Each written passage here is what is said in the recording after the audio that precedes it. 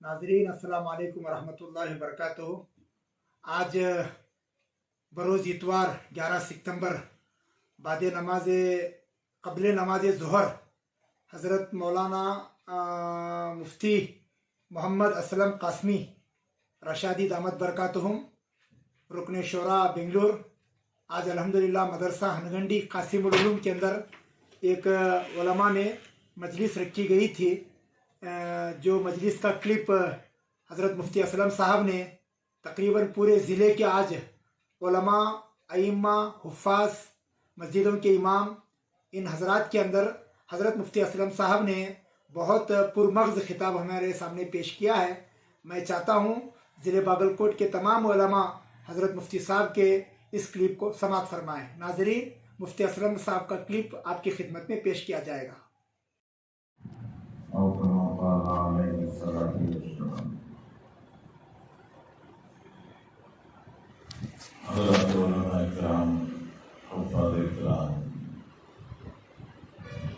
दोस्तों, बुजुर्गों और भाइयों, अल्लाह ताला का बेइंतहा करम और एहसान है कि अल्लाह जल्ल शानहू ने हम सबको इस पूरी कायनात की दो बड़ी नेमतें, अल्लाह ने वो दोनों नेमतें हमें अता फरमाई हैं। हम सब जानते हैं कि इस पूरी कायनात में ईमान सबसे बड़ी नेमत है। ईमान से बड़ी कोई नेमत नहीं। अल्लाह का एहसान है, अल्लाह ताला ने ईमान की नेमत से नवाजा है। और ईमान के बाद सबसे बड़ी नेमत इल्म है। अल्लाह ने ईमान के बाद इल्म की नेमत से भी हम सबको नवाजा है। ये दोनों बड़ी बड़ी नेमतें अल्लाह ने हमें दी हैं। हज़रत अली रज़ियल्लाहु तआला अन्हु का मशहूर शेर है, रबीना किस्मतल जब्बारी फीना लना इल्मुन वलिलजुहाली मालूम। ये खुदावंद ताला की इस तक़सीम पर हम बहुत खुश और राज़ी हैं कि अल्लाह ने हमें माल के मुकाबले में इल्म दे दिया। थोड़ा बहुत असबाब से, वसाइल से, सहूलतों से अल्लाह ने थोड़ा बहुत महरूम रखा है, ज़रा कम रखा है, लेकिन उसके मुकाबले में अल्लाह ने इल्म की दौलत दे दी। खुदा न खास्ता, अल्लाह न करे, अगर तक़सीम इसकी उल्टी हो जाती कि कुछ माल मिल जाता, थोड़ा बहुत पैसा मिल जाता, ज़रूरी सहूलतें, वसाइल मिल जाते और इल्म से महरूम हो जाते, तो हम तो समझते हैं कि बड़ी महरूमी हो जाती है। तो ये अल्लाह का एहसान है, अल्लाह ने हमें इल्म की दौलत से मालामाल किया है। और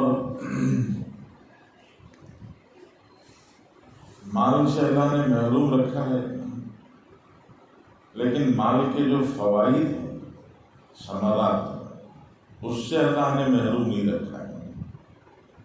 माल होता है तो आदमी 3 किस्म के फायदे उठाता है। अच्छा खाता पीता है, अच्छा पहनता ओढ़ता है, लोगों में इज्जत होती है। यही 3 फायदे हैं माल के। और अल्लाह का एहसान है, अल्लाह ताला उलमा को अच्छे से अच्छा खिलाते हैं, उम्दा और बेहतर खिलाते हैं माशाअल्लाह। और अच्छा पहनने ओढ़ने का सलीका भी अल्लाह ताला उलमा को देते हैं। तालिब इल्मी के दौर से ही माशाअल्लाह अच्छा पहनने ओढ़ने का ज़ौक़ हो जाता है। कई देहातों से मदरसों में पहुँचे थे तो कपड़े क्या होते हैं सब पता नहीं था, लेकिन मदरसों में आए तो माशाअल्लाह ज़ौक़ आ गया, कपड़े पहनने का ज़ौक़। और बगैर इल्म के तो उस ज़माने से नहीं पहनते। और कुछ तलबा को तो माशाअल्लाह कुछ ज़ौक़ मज़ीद ही हो जाता है, नक्शे बनाने में ही आधे घंटे, 1 घंटा लग जाते हैं। बहुत अच्छा पहनने ओढ़ने का शौक़। आप खुद अंदाज़ा करें, किसी करिए देहात के कोई चौधरी साहब हो اور اسی قریے دیہات کے امام صاحب ہوں تو چودھری صاحب کے پاس مال تو ہے لیکن پہننے کا سلیقہ نہیں ہے، اور امام صاحب کے پاس مال نہیں ہے لیکن پہننے اوڑھنے کا سلیقہ ہے. تو اللہ اچھا پہنا تو اڑاتے، اور عزت تو اللہ کا کرم ہے. اللہ تعالیٰ مالداروں سے زیادہ عزت دیتے ہیں.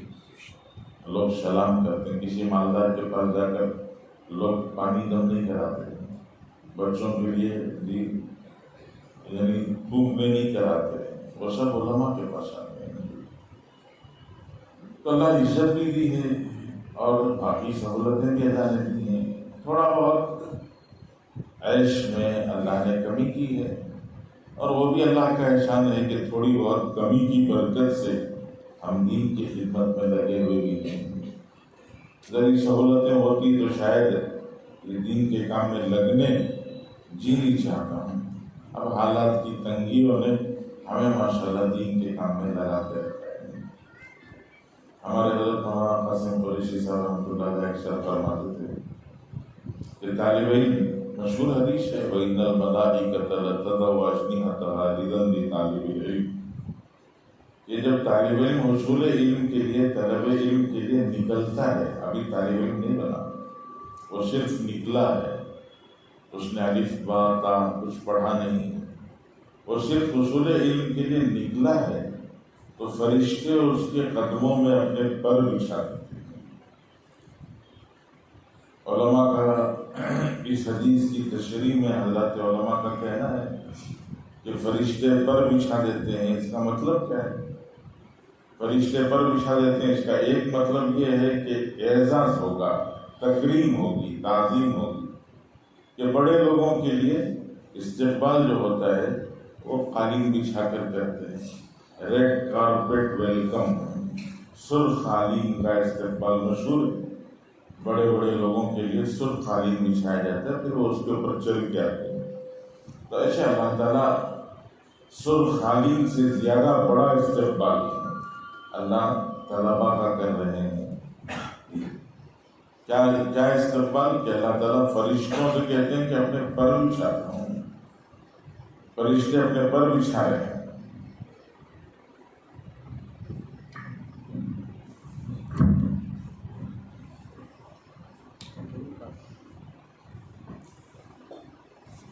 تو یہ اللہ کی طرف سے تعظیم و تکریم ہے.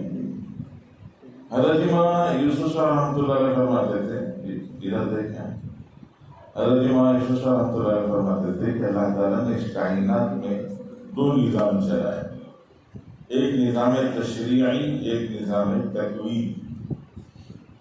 تکوینی نظام اللہ نے فرشتوں سے چلایا ہے. سورج کو دو فرشتے طلوع کراتے ہیں، دو فرشتے غروب کراتے ہیں.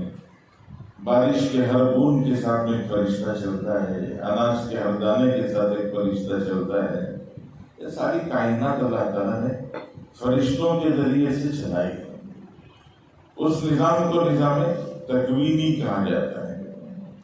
تو حضرت امام یوسف صاحب رحمۃ اللہ علیہ فرماتے تھے کہ فرشتوں کو اللہ حکم دیتے ہیں کہ اپنے پر بچھا دو.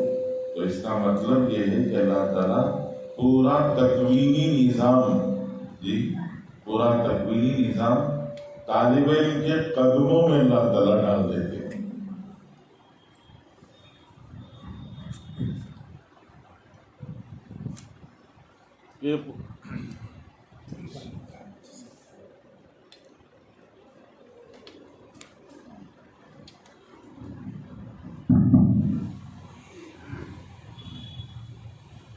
کہ ابھی جو طالب علم حصول علم کے لیے نکلا ہے، اس نے حدیث باتہ بھی نہیں پڑھا، لیکن اللہ نے پورا تکوینی نظام اس کے قدموں میں ڈال دیا. ہمارے ماں قاسم قریشی صاحب رحمۃ اللہ علیہ فرماتے تھے کہ طالب علم کے قدموں میں اللہ نے پورا نظام تکوینی ڈال دیا. تو آپ تصور کرو وہ عالم بنے گا تو اس کا کیا اللہ کے پاس مقام ہوگا، وہ حافظ قرآن بنے گا تو اللہ کے پاس اس کا کیا مقام ہوگا.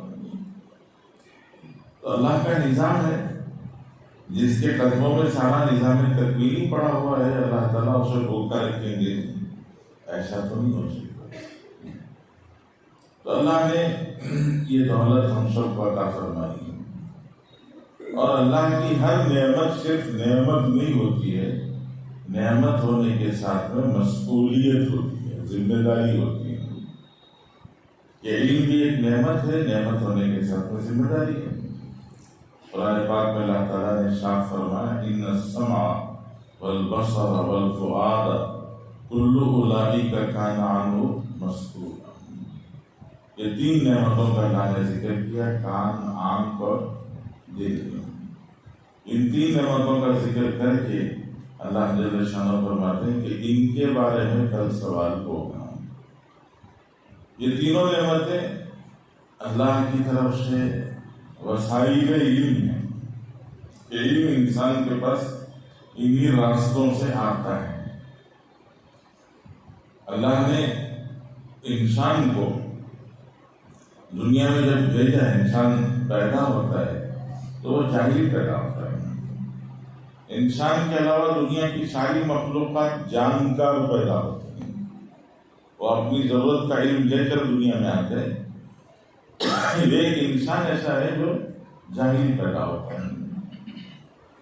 دنیا میں کسی بھی جانور کے لیے کوئی اسکول نہیں ہے، ان کو سکھانے کا کوئی نظام نہیں ہے، وہ خود سیکھے ہوئے آتے ہیں۔ انسان کے بچے کو وہ پیدا ہوا، 2-4 مہینوں میں کروٹ لینے لگے تو ماں باپ خوش ہو جاتے ہیں، وہ بیٹھنے لگے تو خوش ہو جاتے ہیں، وہ ذرا سہارا لے کر دیوار پر کھڑے ہونے لگے تو خوش ہو جاتے ہیں، اس کو انگلی پکڑ کر اس کو آہستہ آہستہ چلنا سکھاتے ہیں۔ گھروں میں عام طور سے چھوٹے بچے جب ماشاءاللہ ذرا پروان چڑھنے لگتے ہیں تو ہر گھر میں واکر آ جاتا ہے، وہ 3 چاکوں والا واکر وہ لا کے دیتے ہیں کہ اب اس کو پکڑ کے بچہ چلنا سیکھے گا۔ انسان کے بچے کو چلنا سکھانا پڑتا ہے، وہی مرغی کا بچہ انڈے سے باہر نکلتا ہے تو اس کے لیے کوئی واکر نہیں ہے، وہ خود ہی چلنا سیکھ کر آیا ہے۔ وہ انڈے سے باہر آتے ہی چلتا بھی ہے، دوڑتا بھی ہے، دانا چگتا بھی ہے، اسے دانے اور کنکر کا فرق بھی معلوم ہے۔ انسان کے بچے کو مٹی اور کھانے کا فرق نہیں معلوم ہے، اکثر مٹی کھا لیتے ہیں، کھانے کی چیز کا فرق نہیں معلوم ہے۔ اور اس چھوٹے سے چوزے کو نارمل حالات اور ایمرجنسی کنڈیشن کا بھی فرق معلوم ہے۔ نارمل حالات میں وہ چھوٹا سا چوزا وہ ماں سے دور رہ کر دانا چگتا ہے، اور جب اوپر سے کوئی چیل اڑنے لگے تو اب اسے اندازہ ہو جاتا ہے کہ حالات بدل گئے ہیں، اب ایمرجنسی کنڈیشن ہے، اب ماں سے دور نہیں رہ سکتے، وہ دوڑ کر آ کر ماں کے پروں میں چھو جاتا ہے۔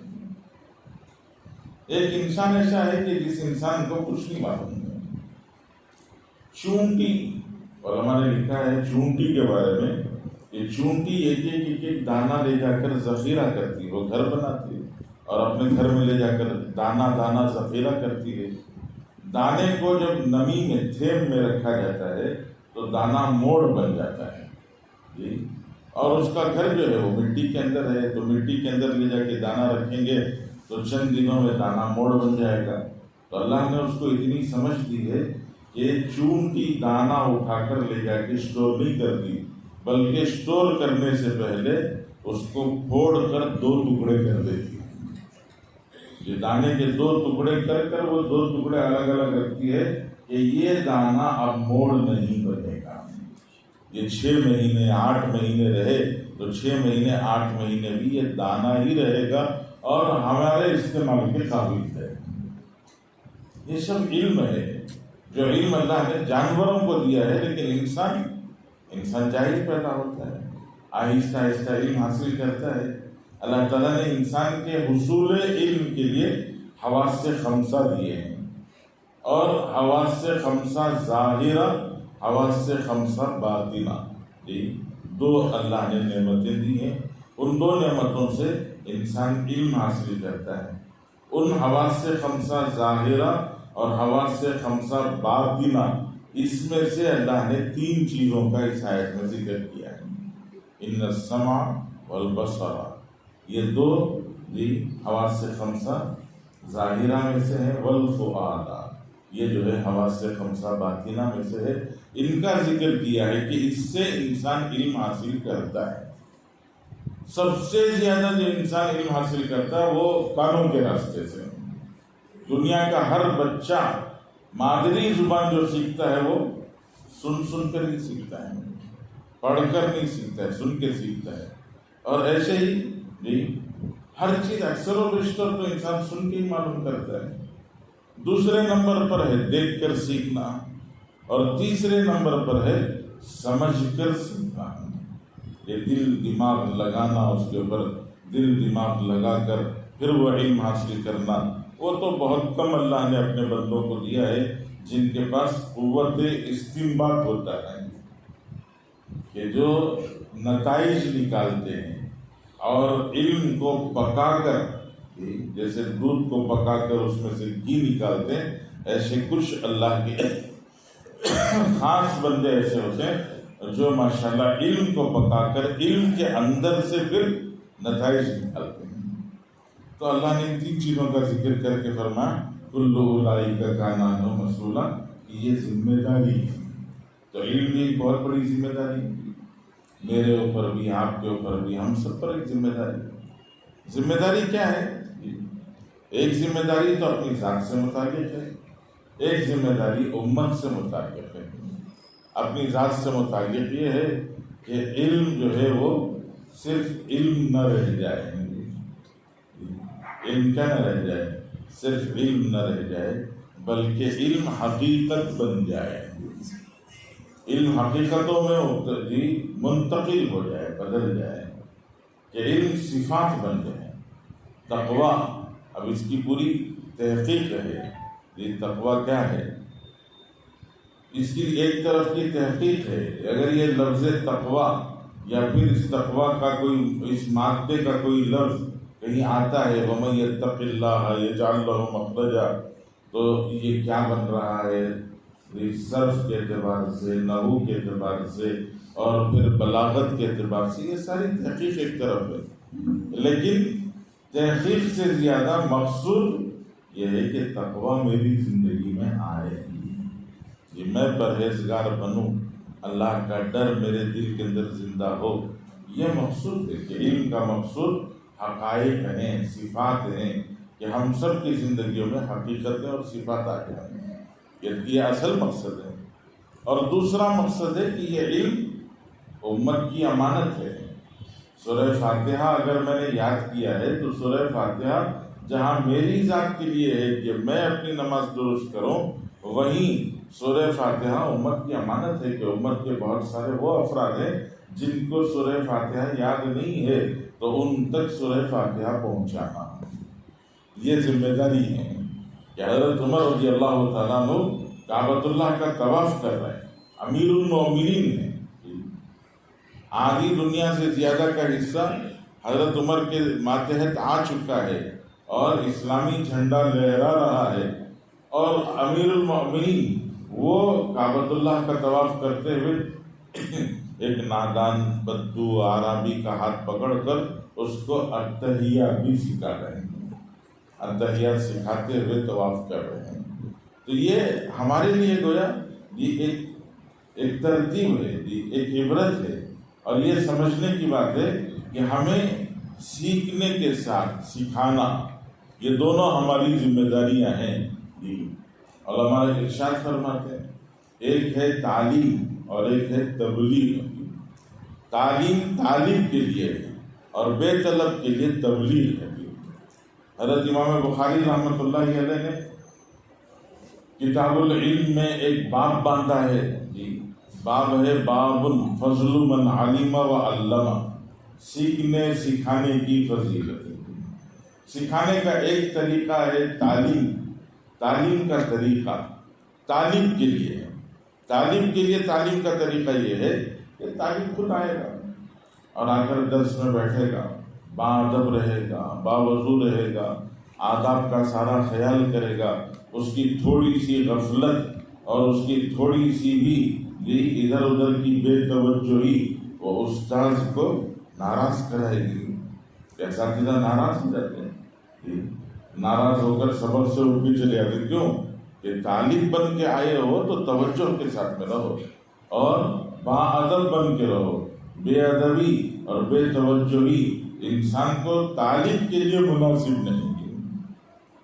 دارالعلوم سبیل الرشاد میں ہم لوگ پڑھتے تھے، بخاری شریف کا درس ہوتا 2 گھنٹے کا درس، پہلی دوسری گھنٹی 2 گھنٹے کا مسلسل امیر شریعت حضرت مفتی اشرف علی صاحب رحمۃ اللہ علیہ یہ پڑھاتے تھے ماشاءاللہ۔ اور حضرت کے درس میں 2 زانوں بیٹھنا ضروری تھا، 2 گھنٹے 2 زانوں بیٹھنا آسان نہیں ہے۔ کبھی کبھی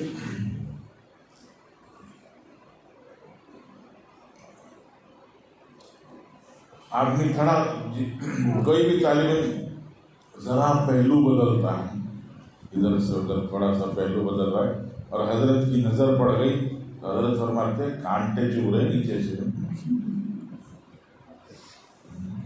2 لمحے کے لیے بھی بدلے تو حضرت ناراض ہو گئے کہ وہ طالب ہے، اسے باادب رہنا چاہیے، باذوق رہنا چاہیے، اسے توجہ کے ساتھ میں حاصل کرنا چاہیے اور اس کے لیے جتنی قربانی ہو سکے دینا چاہیے۔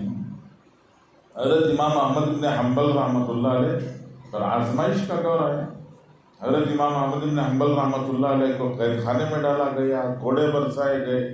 پھر اس کے بعد ایک وقت ایسا آیا جس وقت میں ان کو گھر کے اندر قید کر دیا گیا کہ گھر سے باہر نہیں نکل سکتے تھے، گھر کے اندر تھے، قید خانے سے نکال کر گھر کے اندر بند کر دیا گیا۔ اب وہ باہر نکل کر کسی سے بات نہیں کر سکتے تھے۔ ایک طالب علم اس دور میں دور کے ملک سے آیا، افریقہ سے ایک طالب علم یا کسی اور علاقے سے ایک طالب علم اس دور میں آیا جس دور میں حضرت امام احمد بن حنبل گھر میں بند تھے۔ اس نے آگے پوچھا امام احمد بن حنبل کہاں ہے؟ لوگوں نے بتایا دیکھو گھر میں۔ وہ گیا ملاقات کرنے کے لیے تو حضرت نے اسے کہا دیکھو بھائی میرے اوپر حکومت کی پابندی ہے، میں کسی کو پڑھا نہیں سکتا، میں کسی سے مل نہیں سکتا، مجھ پر پابندی عائد ہے۔ ایک مصیبت تو میرے اوپر اترے گی اور دوسری مصیبت تمہارے اوپر بھی اترے گی کہ تم کیوں جا کر ملتے ہو، ملاقات کرتے ہو، اس لیے میں نظر بند ہوں، مجھ سے ملاقات کی کوشش مت کرنا۔ اس طالب نے کہا کہ حضرت میں دور سے آیا ہوں، آپ سے حدیث سیکھنے کے لیے آیا ہوں، اور اگر میں آپ سے نہیں پڑھوں گا تو پھر اتنا لمبا سفر میرا بیکار ہو جائے گا، کوئی تدبیر کیجیے۔ تو خود اس طالب علم نے سوچ کر کہا کہ حضرت میری سمجھ میں ایک تدبیر آ رہی ہے، میں آپ سے عرض کرتا ہوں کہ وہ تدبیر اختیار کریں۔ پوچھا حضرت نے کیا تدبیر ہے؟ تو اس طالب نے کہا کہ حضرت میں بھکاری بن جاتا ہوں، میں بھکاری بن کے گلی میں آواز لگاتا ہوا پھروں گا۔ مجھے تم بھیک مانگنا مقصد نہیں ہے، میں آواز لگاتے ہوئے اللہ کے نام پہ کچھ دے دو، اللہ کے نام پہ کچھ دے دو، آواز لگاتے لگاتے آپ کے دروازے پر آؤں گا۔ مقصد تو آپ سے ملنا ہے، تو جب آپ کے دروازے پر آؤں تو آپ جیسے بھکاری کو، فقیر کو کچھ دیا جاتا ہے اور دینے والے کو تو باہر آنا پڑتا ہے، تو باہر آ کے آپ جیسے کچھ دے رہے ہوں، میرے کشکول میں کچھ ڈال رہے ہوں، اس طرح سے آپ باہر تشریف لائیں اور روزانہ 2 حدیثیں مجھے سناتے ہیں۔ یہ طالب علم ہے کہ اندر کا ذوق ہے کہ جب اندر ذوق پیدا ہو جاتا ہے تو پھر وہ اندر بے چین کر کے رکھ دیتا ہے۔ تو طالب کو تعلیم ہے کہ طالب کو پوری توجہ، پورا ادب، سب کچھ اختیار کرنا چاہیے۔ جو علماء نے فرمایا ہے کہ رسول کریم صلی اللہ علیہ وسلم نے ارشاد فرمایا، یہ بہت سخت آپ علیہ السلام نے وعید بیان فرمائی ہے کہ اگر کوئی یہ قبلے کی دیوار پر تھوک دے خدا نخواستہ مسجد میں، تو رسول اللہ صلی اللہ علیہ وسلم نے اس کے لیے سخت وعید بیان فرمائی کہ وہ قیامت کے دن یہ گویا وہ تھوک اس کے چہرے پر لگا ہوا اس حال میں آئے گا، اللہ ناراض ہوں گے اس سے۔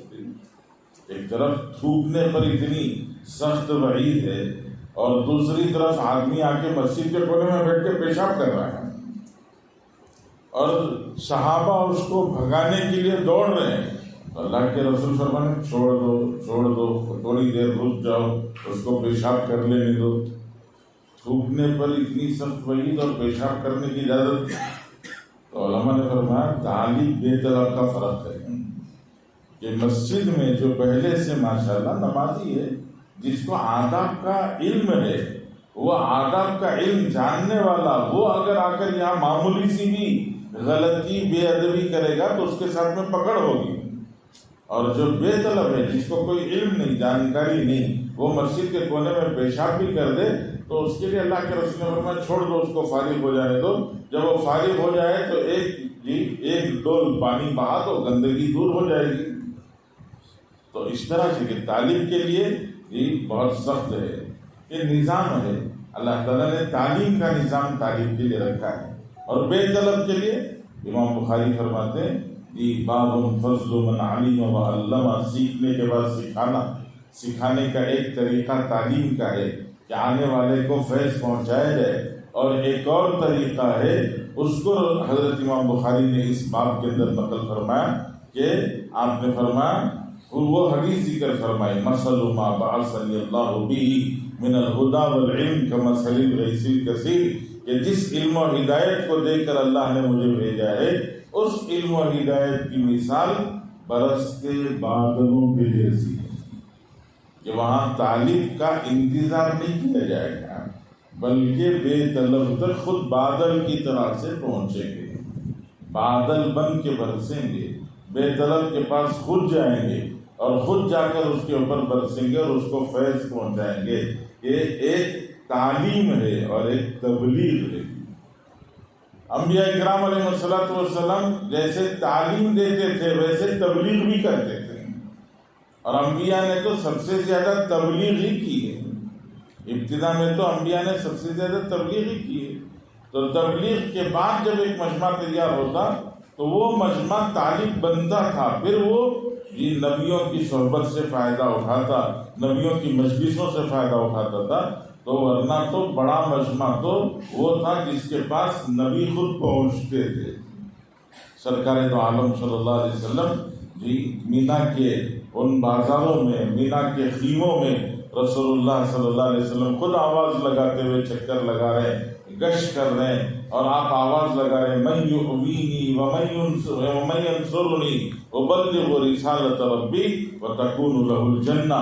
اللہ کے رسول آواز لگاتے ہیں کہ کون میری مدد کرے گا، کون مجھے سہارا دے گا تاکہ میں اللہ کے دین کا پیغام لوگوں تک پہنچا دوں، اور اللہ اس کے بدلے میں اس کو جنت عطا کرتے ہیں۔ یہ رسول اللہ کا گشت ہے، اللہ کے رسول خود پہنچ رہے ہیں طائف، آپ علیہ الصلوۃ والسلام خود تشریف لے جا رہے ہیں، 150 کلومیٹر کا پیدل سفر ہے حضور پاک صلی اللہ علیہ وسلم کا، 150 کلومیٹر کا پیدل سفر، وہ پتھریلا راستہ۔ آج بہت سارے عمرے کو جانے والے لوگ بھی ماشاءاللہ طائف کا سفر کرتے ہیں، تو طائف آپ گئے ہوں تو آپ کا اندازہ ہوگا کہ پورے کا پورا پہاڑی سفر، مکے سے لے کر طائف تک کا پورا پہاڑی سفر ہے۔ وہ سفر اس زمانے میں، آج راستے بنے ہیں تو اتنا دشوار ہے، جب وہ راستے نہیں بنے تھے، پیدل رسول اللہ صلی اللہ علیہ وسلم چلے ہوں تو پیدل چل کر کیسے پہنچے ہوں گے، اور 150 میل کا لمبا سفر کر کے حضور پاک صلی اللہ علیہ وسلم طائف پہنچے، تو طائف والوں سے امید تھی کہ بات سنیں گے، لیکن انہوں نے بات نہیں سنی، اور عام عرب دستور کے مطابق کم سے کم آخری درجے میں اتنی امید تھی کہ میزبانی تو کریں گے۔ کوئی عرب اتنا سخت دل نہیں ہوتا تھا کہ وہ آنے والے مہمان کو دھتکار دے، دشمن بھی آتا تو اس کو بھی گھر میں رکاتے تھے، کھلاتے پلاتے، پھر اس کے بعد رخصت کرتے تھے۔ تو طائف رسول اللہ صلی اللہ علیہ وسلم پہنچے، اللہ کے رسول نے دعوت دی تو انہوں نے دعوت قبول نہیں کی۔ اتنا تو ٹھیک ہے، آج رہ جاؤ، کل چلے جاؤ، ایک دن 2 دن رک کے چلے جانا، اس کی بھی اجازت نہیں ہے۔ اللہ کے رسول صلی اللہ علیہ وسلم سے کہا گیا آپ کو ابھی فوراً واپس جانا ہے۔ حضور پاک صلی اللہ علیہ وسلم کو فوراً واپس لوٹا گیا کہ طائف میں نہیں رہ سکتے، نکل جائے گا۔ حضور پاک صلی اللہ علیہ وسلم نکل گئے، چلو آیا مسافر، تھکا ماندہ مسافر، وہ چلا جائے گا، تو رسول اللہ صلی اللہ علیہ وسلم کو تنہا جانے نہیں دیا، پیچھے شریر لڑکے لگا دیے۔ اور طائف شہر کتنا ہوگا؟ آج آپ گئے ہو تو مشکل سے 2 کلومیٹر 3 کلومیٹر کے ریڈیس میں ہوگا وہ جی، لیکن اس زمانے میں رسول اللہ صلی اللہ علیہ وسلم کے زمانے میں حضرت رسول اللہ صلی اللہ علیہ وسلم کا پیچھا یہ 9 میل تک کیا ہے، 9 میل تک رسول اللہ صلی اللہ علیہ وسلم کو دوڑایا ہے، اور 9 میل تک آپ کے اوپر پتھر برسائے، اور 9 میل تک آپ نے پتھر کھائے ہیں۔ تھک کر اللہ کے رسول بیٹھ جاتے تھے تو وہ لوگ زبردستی کھڑا کے دوڑاتے تھے۔ تو اللہ کے رسول صلی اللہ علیہ وسلم 9 میل کے بعد تقریباً 15 کلومیٹر کے بعد وہ باغ ملا ہے جس باغ میں رسول اللہ سستانے کے لیے تھوڑی دیر رکے ہیں، عتبہ اور شیبہ کا باغ، اس باغ میں رسول اللہ نے تھوڑی دیر سستانے کے لیے آپ نے قیام فرمایا، تو عتبہ اور شیبہ کو رسول اللہ کا حال دیکھ کر ترس آ گیا، انہوں نے اپنے ہاتھ سے یہ انار کا رس نکال کر حضور کریم صلی اللہ علیہ وسلم کی خدمت میں اپنے غلام عداس کے ہاتھ سے بھیجا تھا کہ رسول اللہ سے جا کے کہو یہ ہماری جو دشمنی ہے اس دشمنی کا خیال نہ کریں، یہ ہماری جو رشتہ داری ہے اس رشتہ داری کی بنا پر اس شربت کو، اس جوس کو قبول کر لیں۔ تو رسول اللہ کی یہ تبلیغی محنت ہے، تبلیغی سفر ہے، جو آپ نے اتنا لمبا سفر کیا اور اتنی مشقت برداشت کی۔